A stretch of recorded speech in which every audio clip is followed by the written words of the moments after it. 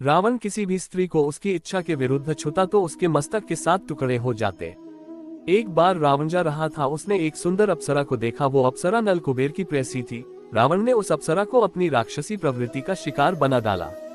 अब सवाल ये उठता है कि जब श्री राम विष्णु अवतार थे तो रावण को मारने के लिए वे सर्वशक्तिशाली सेना का प्रयोग कर सकते थे, लेकिन उन्होंने वानरों की ही सेना का निर्माण क्यों किया?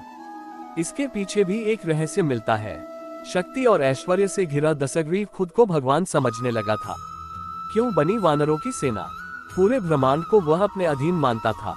एक बार दशग्रीव अपनी शक्ति के मद में चूर पुष्पक विमान से विचरण करता हुआ सरकंडा के वन में पहुंचा। कुछ दूरी पर पहुंचने के बाद उसका विमान आगे नहीं बढ़ रहा था। तभी उसे एक आवाज सुनाई दी कि यहाँ से लौट जाओ, भगवान शिव और माता पार्वती यहाँ विश्राम कर रहे हैं। तेज रोशनी में दशग्रीव को भगवान शंकर के दूत नंदी का मुख वानर के समान प्रतीत हुआ। दशग्रीव ने वानर कहकर नंदी का परिहास किया। तब नंदी ने उसे श्राप दिया और कहा कि तुमने वानर कहकर मेरा उपहास किया है तो वानरों की सेना ही तुम्हारे वध में सहायक होगी। रावण ने सीता जी से कभी जबरदस्ती नहीं की। रावण इतना बलशाली था, लेकिन फिर भी वो सीता से विवाह करने की याचना करता था। जबकि त्रिलोक के बड़े बड़े वीर उसके आगे कांपते थे। चाहता तो वो जबरन विवाह कर सकता था, लेकिन रावण सीता से चाहकर भी विवाह नहीं कर सकता था क्योंकि उसे श्राप था। एक बार रावण आकाश मार्ग से विचरण करता हुआ जा रहा था, तभी उसने एक सुंदर अप्सरा को देखा। वो अप्सरा नलकुबेर की प्रेयसी थी। रावण ने उस अप्सरा को अपनी राक्षसी प्रवृत्ति का शिकार बना डाला। नलकुबेर को जब रावण के इस कुकृत्य का पता चला तो उसने रावण का श्राप दिया कि यदि वो किसी भी स्त्री को उसकी इच्छा के विरुद्ध छुएगा तो उसके मस्तक के 7 टुकड़े हो जाएंगे। यही कारण था कि रावण सीता से बार बार प्रणय याचना करता था। उसने सीता के साथ कभी जबरदस्ती नहीं की। श्री राम ने रावण के सीने में क्यों नहीं चलाया तीर? बलशाली था, लेकिन फिर भी वो सीता से विवाह करने की याचना करता था।